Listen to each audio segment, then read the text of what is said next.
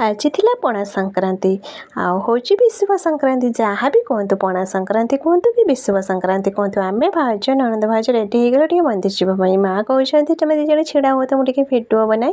ସେ ତା ଆମର ଫଟୋ ଖିଚିଦେଲେ, ଭିଡ଼ିଓ ବନେଇଲେ। ଆମେ ଏଠି ଶିବ ମନ୍ଦିର ପୂଜା କରିକି ନଣନ୍ଦ ଭାଉଜ ଚାଲିଲୁ ଘରକୁ। ବାପା ଦେଖନ୍ତୁ ମନ୍ଦିର ଆସିଲା ବେଳେ ସେ ଗୋଟି ସଜ କରିକି ମା ବୃନ୍ଦାବତୀଙ୍କ ପାଖରେ ଗୋଟି ବି ପୂଜା କରିଦେଲେ। ତାପରେ ଆମେ ଚାଲିଲୁ ଜେଜେମାଙ୍କର ତାଙ୍କର ଏଠି ପିଣ୍ଡିରେ ଗୋଟି ଦେବା ପାଇଁ। ଆଉ ତାଙ୍କର ଏଠି ବାପା ଦେଖନ୍ତୁ ପୂଜା କରୁଛନ୍ତି। ଓଡ଼ିଆମାନଙ୍କର ନବବର୍ଷରେ ଏଇଟା ତ ହେଉଛି ଆମର ମେନ୍ ଜିନିଷ। ଆମର ଏଥର ଆଜିଠୁ ନୂଆବର୍ଷ ଆରମ୍ଭ। ସଂକ୍ରାନ୍ତି ପାଖରୁ ବାପା ନେଇ ଆସିଥିଲେ ମନ୍ଦିରରୁ ପ୍ରସାଦ। ଯେହେତୁ ଥିଲା ଆଜି ସଂକ୍ରାନ୍ତି ନୂଆବର୍ଷ, ସେଥିପାଇଁ ବାପା କହିଲେ ସମସ୍ତେ ଆଜି ପ୍ରସାଦ ଗ୍ରହଣ କରିବା।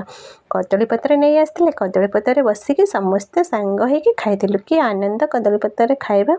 ପଣା ସଂକ୍ରାନ୍ତି ମାନେ ତ ନିଶ୍ଚିତ ବେଲ ପଣାଟେ ହେବ ନା। ବାପା ନେଇ ଆସିଥିଲେ ବେଲ, ଭଲିକି ତାକୁ ଆମେ ସବୁ ପଣା କରିକି ଖାଇ ଦେଇଥିଲୁ। ଗ୍ଲାସ୍ ଖାଇଥିଲୁ। ସବସ୍କ୍ରାଇବ୍ ନିଶ୍ଚିତ